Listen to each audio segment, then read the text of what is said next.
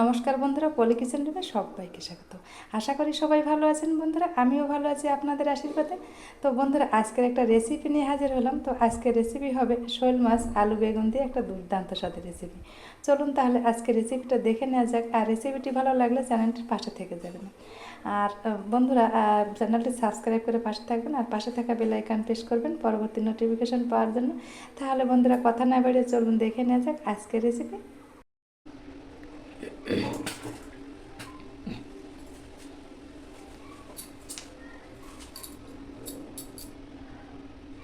তো বন্ধুরা, আজকের রেসিপিতে লাগছে বেগুন। তো এখানে দেখুন আমি বেগুন নিয়েছি। এই বেগুনটা কিন্তু খুব সুন্দর নরম আর কচিও আছে। দেখুন, হাত দিয়ে এভাবে চাপ দিলেই বুঝতে পারছেন কতটা কচি। আর এই আলুটাকে আমি কেটে নেব আর বেগুনটাকেও কেটে নেব। আর আজকের রেসিপিটা শোল মাছ দিয়ে রেসিপি হবে। তো শোল মাছ সাধারণত ভুনাই করা হয় বেশিরভাগ। তো গরম পড়ে গেছে বন্ধুরা, এখন আর ভুনা করবো না। শোল মাছটা দিয়ে আমি এই আলু বেগুন আর বড়ি দিয়ে রান্না করব। তো চলুন দেখে নেওয়া যাক আজকের শোল মাছের রেসিপি। তো আলুগুলোকে কিন্তু আমার কেটে নেওয়া হয়েছে। আমি আলুগুলোকে একটু বড় বড় করেই কেটে নিলাম। আর আলুগুলোকে কেটে সঙ্গে সঙ্গে একটু জলে দিতে হবে। জলে দিলে আলুর যে কষটা জলে চলে যাবে। তো এই দেখুন আলুগুলোকে দিয়ে দিলাম জলের ভিতর। এবার আমি বেগুনটা কেটে নেব। দেখুন কতটা কষি বেগুন। আর এই কষি বেগুন খেতে কিন্তু দারুণ টেস্টি হয় বন্ধুরা। আমি 3 ফালি করলাম। দেখুন বেগুনের ভিতরটাও কত সুন্দর। আর গরমে এই ধরনের রেসিপি কিন্তু দারুণ টেস্ট লাগে খেতে। আর বিশেষ করে গরমেতে তো অতিরিক্ত পেঁয়াজ রসুন দিয়ে ভুনা করলে পেটও গরম হয়। তো এই ধরনের রেসিপি কিন্তু দারুণ হয়। তো কথা বলতে বলতে কিন্তু আমি বেগুনটা কেটে নিলাম। তো শোল মাছটাকে উল্টে পাল্টে একটু ভেজে নিলাম। 4 পিস মাছ নিলাম আর মাথা লেজা কিন্তু বাদ দিয়েছি। ওটা অন্য একটা রেসিপি করবো। তো এবার মাছগুলোকে ভেজে আমি একটা প্লেটে নামিয়ে নিলাম। তো দেখুন একটু লাল লাল করে মাছগুলোকে ভেজে নিয়েছি। এবার এই তেলে গরম তেলে দিয়ে দেবো একটু লবণ। একটু লবণ দিয়ে দিলাম। তো লবণটা একটু গরম হতে সময় দেবো। এই গরম লবণে দেওয়ার পরে তারপরে আলুগুলো ভাজলে কিন্তু বেশ তাড়াতাড়ি আলুগুলো ভাজা হয়ে যায়। তো এবার আমি ধুয়ে রাখা আলুগুলোকে দিয়ে দেবো। আর তেলটাও কিন্তু বেশ ভালো গরম আছে। তো এই দেখুন আলুগুলো কিন্তু একটু মোটা মোটা করে কাটতে হবে। এভাবে আমি একটু মোটা মোটা করে কেটে দিয়েছি। এবার আলুগুলোকে এক এক করে দিয়ে দেবো। এখানে 2টো আলু নিয়েছি। দেখুন 2টো আলু দিয়ে রান্নাটা হবে। তো আলুগুলো দিয়ে একটু নেড়ে চেড়ে এবার আঁচটাকে হাইতে রেখে আলুগুলোকে ভেজে নেব। তো এবার আলুর ভিতর দিয়ে দেবো সামান্য হলুদ গুঁড়া। সামান্য হলুদ দিয়ে আলুটাকে ভেজে নিলে আলুর কালারটা কিন্তু বেশ একটা আসে। তো হলুদ গুঁড়াটা দিয়ে আলুগুলোকে এভাবে একটু নেড়ে ছেড়ে দেবো। দেখুন দেখুন কালারটাও কিন্তু কত সুন্দর আছে। আঁচটা এভাবে হাইতেই কিন্তু ভাজতে হবে আলুগুলোকে। তো এই দেখুন আলুগুলোই কিন্তু একটু লাল লাল করে ভেজে নিয়েছি। এবার আলুগুলোকে আবার একটু উল্টে পাল্টে দেবো। আর এবার উল্টে পাল্টে একটু লাল লাল করে আলুগুলোকে ভেজে নেব। এই গরমে পারফেক্ট একটা রেসিপি আপনাদের সঙ্গে শেয়ার করছি বন্ধুরা। তো দেখুন শেষ পর্যন্ত। এবার ভাজা আলুগুলোকে এবার একটু নামিয়ে নেব। অতিরিক্ত মশলা ব্যবহার করবো না। শোল মাছ যেহেতু একটু মশলা ব্যবহার করতে হয়, তো সেই তুলনায় একটু কম করবো। তো এই দেখুন আলুগুলোকে কিন্তু একটু লাল লাল করে ভেজে নিলাম। এবার আলু ভাজা তেলে ওই তেলেই দিয়ে দেবো বেগুন। বেগুনগুলো কেটে নিয়েছিলাম, বেগুনগুলো দিয়ে দেবো।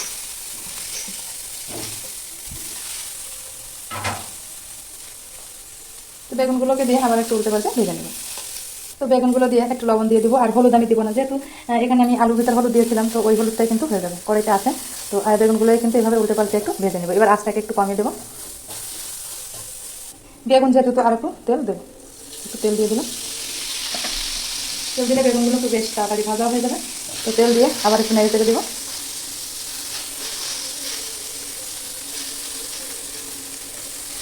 সবজিগুলো আগে ভেজে নিলে কিন্তু রান্নাটা বেশ লাগে। এবার উল্টে পাল্টে বেগুনগুলোই কিন্তু আমার ভেজে নেওয়া হয়েছে। এবার আমি নামিয়ে দেবো। তো বেগুনগুলোকে এই একই প্লেটে আমি নামিয়ে দেবো।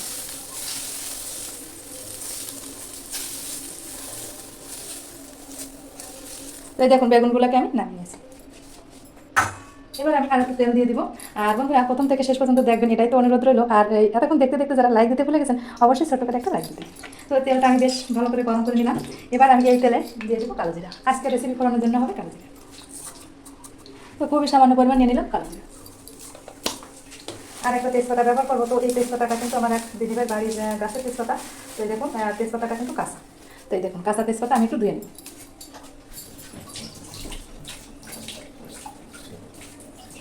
তেজপাতাটা একটু ধুয়ে শুকাতে হবে। তো আজকে আর মনে নেই আমার রোদে দিতে, কালকে দিয়ে দেবো। তো এই দেখুন কাঁচা তেজপাতাটা দিই।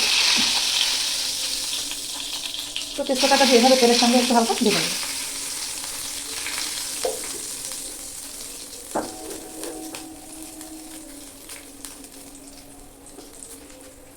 আর বন্ধুরা এই তেজপাতার ভিতরে এবার আমি দিয়ে দেবো আদা আর রসুনটাকে বেটে নিয়েছিলাম। এখানে 2 থেকে 3 কোয়া রসুন আর 1 ইঞ্চি মতো আদা দিয়েছিলাম। আদা আর রসুনটাকে একটু তেলে ভেজে নিতে হবে। একটু হলুদ গুঁড়া দিয়ে দেবো যাতে ছিটকে না আসে আদা রসুনটা। তো হলুদ গুঁড়াটা দিয়ে বেশ ভালো করে একটু মিশিয়ে এভাবে একটু নেড়ে চেড়ে দেবো। আর যাতে আদার গন্ধটা চলে যায় সেইভাবে একটু আদাটাকে একটু ভেজে নেব।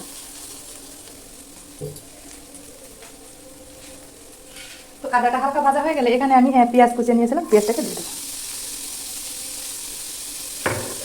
পেঁয়াজটাকে দিয়ে একটু নেড়ে চেড়ে নিতে হবে। আর এর ভিতর দিয়ে দেবো সামান্য লবণ, দিয়ে দেবো লবণটা দিয়ে পেঁয়াজটাকে একটু ভেজে নেব।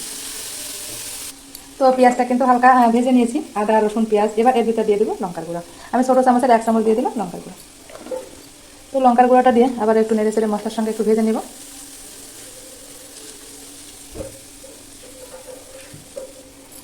তো এই দেখুন লঙ্কার গুঁড়াটা দিয়ে দিলাম। আর দিয়ে দেবো হালকা একটু চিনি, হালকা একটু চিনি দিয়ে এভাবে একটু নেড়ে চেড়ে দেবো। চিনি দিলে কিন্তু তেলের ভিতর কালারটা কিন্তু বেশ আসে বন্ধুরা। আর একটা বন্ধু ওরা একটা জিনিস করতে ভুলে গেছি, কিছুটা বড়ি ভেজে নিতে হবে। তো অন্য একটা কড়াইতে আমি বড়িগুলো ভেজে নেব, ভুলে গেছি। এখন তো বড়িগুলো এর ভিতর ভাজা যাবে না, অন্য একটা কড়াইতে আমি ভেজে নিচ্ছি। তো মশলাটা দেখুন মোটামুটি কষিয়ে নিয়ে আছে। এর ভিতর অল্প পরিমাণ জল দিয়ে দেবো, দিয়ে দিলাম অল্প জল। এবার আঁচটাকে একটু বাড়িয়ে দেবো। জল দিয়ে মশলাটাকে একটু বেশ ভালো করে একটু কষে নিই। আর এদিকে আমি বড়িগুলো একটু অন্য একটা পাত্রে ভেজে নেব। মশলাটাকে বেশ ভালো করে একটু কষিয়ে নিলাম। এবার আমি ভেজে রাখা আলু বেগুনগুলোকে দিই। বেগুনগুলোকে একটু পরে দিলেও হতো, আমি একসঙ্গে দিয়ে দিচ্ছি, যেহেতু আলুগুলোকে আগে থেকে ভাজা আছে। তো ওটা সমস্যা হবে না। তো দিয়ে আমি এভাবে একটু উল্টো পাল্টে মেরে দেবো। আর বড়িগুলোকে অন্য একটা পাত্রে ভেজে নেব।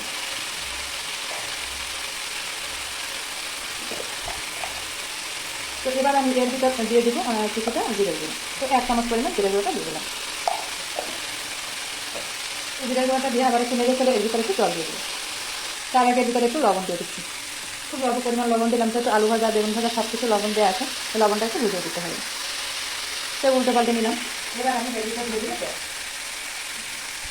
তো এবার জলটা দিয়ে দিতে হবে। তো এই দেখুন জলটা দিয়ে দিলাম। এবার আমি 5 থেকে 7 মিনিটের মতন চালিয়ে নেব। আর দেখুন এদিকে বন্ধুরা অন্য একটা কড়াইতে আমি এখানে দিয়ে দিচ্ছি। এই দেখুন বড়ি, কিছুটা বড়ি ভেজে নিচ্ছি। এই বড়ি বাড়িতে দেওয়া বড়ি। আর এই বড়ি কিন্তু আমার ছেলেও পছন্দ করে, আমি পছন্দ করি, আমাদের খুবই ভালো লাগে বড়িটা। আর এই গরমের দিনে বড়িটা তো বড়ি হলে কোনো কথাই নেই। এবার আমি বড়িগুলোকে একটু লাল লাল করে ভেজে নেব। তো দেখুন বড়িগুলো কিন্তু একটু লাল লাল করে ভেজে নেওয়া হয়েছে। তো এবার আমি এই ভেজে রাখা মাছগুলোকে দিয়ে দেবো।